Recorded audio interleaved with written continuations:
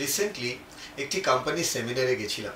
বিভিন্ন ধরনের Cosmopolitan crowd ছিল, মানে কিছু বড় লোক, কিছু সাধারণ, কিছু গরিব, কিছু মহিলা, কিছু পুরুষ, কিছু বাচ্চা, সব মিলিয়ে এটা একটা কর্পোরেট হাউসের গেট টুগেদার ছিল। আর তারা আমাকে ইনভাইট করে 2 ঘন্টার জন্য একটু মোটিভেট করার জন্য। আমি মোটিভেশন কম দিয়ে আমি ইনফরমেশন ज़्यादा দিয়েছি। এই মোটিভেশন কমিয়ে যেই না আমি ইনফরমেশন দিলাম, প্রচুর প্রশ্ন আসা শুরু হলো। মজাটা কি হলো জানেন?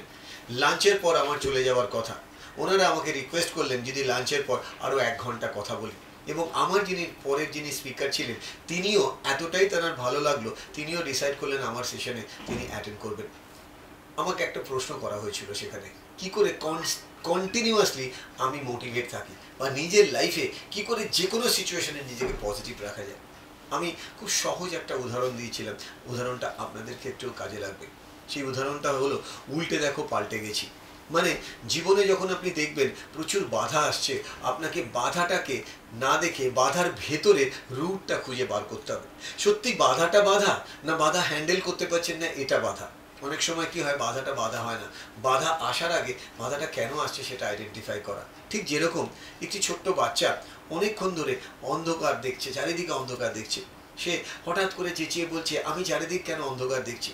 হঠাৎ করে যেন কেউ তার কানে এসে বলল তুমি ভুল দিকে তাকিয়েছো তাই অন্ধকার দেখছো। বাচ্চাটি বুঝতে পারলো না। একজন এসে তার হাত ধরে তার মুখটাকে ঘুরিয়ে দিল। সে মুখটা ঘুরে দেখলো অ্যাকচুয়ালি সূর্যটা ছিল পিছনে। মানে সূর্য যেহেতু পিছনে, সে তাকিয়ে আছে কোন দিকে? সূর্যের উল্টো দিকে। মানে সূর্যটা পিছন দিকে যদি ওঠে তাহলে সামনে কি দেখবে? তার বডির ছায়াটা দেখবে।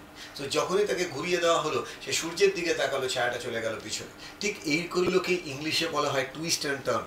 আপনি যখন নিজের জীবনে ছোট ছোট এরকম টুইস্ট অ্যান্ড টার্ন করা শুরু করবেন, তখন জীবনের মানেটা না একদম বদলে যাবে।